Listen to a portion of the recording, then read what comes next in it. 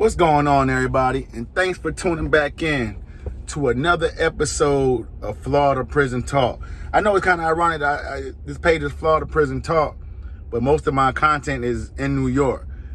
And for your new subscribers that just came to the page, I moved from New York to Florida in 1994. From Westchester County, New York. I was living in Hartley Housing Projects in New Rochelle. My family resides all through Westchester, New Rochelle, Mamaroneck, Yonkers, Mount Vernon. So all through there, but mostly my family is concentrated. My mother and my sisters in Yonkers. All my cousins in First Cause they live in Mamaroneck. We don't have too much family still living in New Rochelle or Mount Vernon. But my uncle died, he was living in Mount Vernon. But this video right here is OG Shaquelle's response to the OG Deadeye I did on the last video. This is OG Shaquelle's response to the last video with OG Deadeye. And let me give y'all the response. OG, if you don't know, I did a video. I didn't do a video. Bullets Gotti had the video. And Gangland Magazine. That's my favorite page on Instagram. So check this out. OG Deadeye was saying that Killakev was a crackhead. He said Shaquelle did not come home with blood. I don't know about these politics, none of that stuff. He said Shaquelle did not come home with blood. And he said that OG Tankhead got robbed for his chain and got cut up in 5 points in one of those facilities and ended up in IPC, where he said that's where OG Tankhead ended up getting released from, IPC. And, so I'm gonna go ahead and read this response with Deadeye said about Shaquelle. He was talking bad about all three of them. So this is Shaquelle's response. Someone give Deadeye a standing ovation and a big hug. 1 minute he is a sane person with a little common sense, and the next minute he is taking medication and acting out on irrational impulses. Can't take nothing from him about being part of the foundation of what was started on day one. But he has been lost to the world for many years. 98%, literally 98% of his time up north was in the box. We all have done a substantial amount of box time, but he's been in solitary confinement for the span of his entire bid thus far.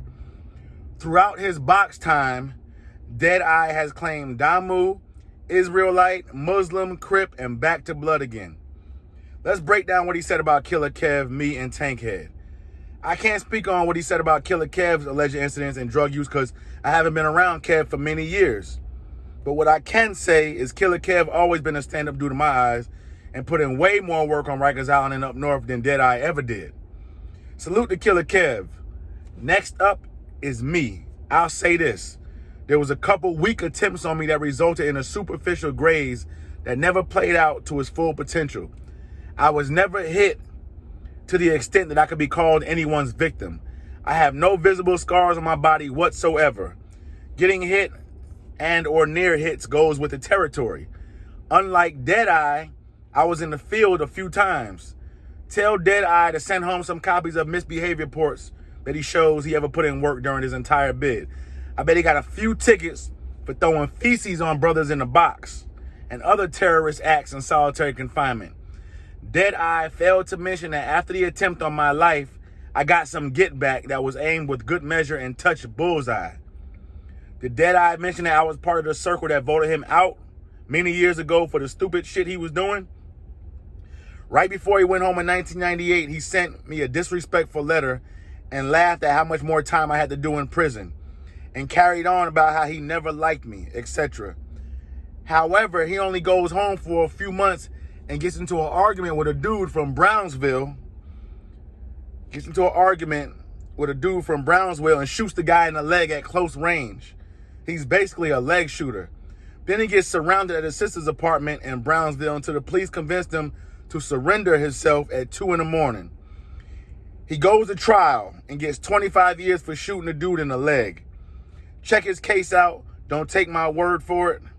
Let's talk about Tankhead now. Deadeye could never compare himself to Tankhead.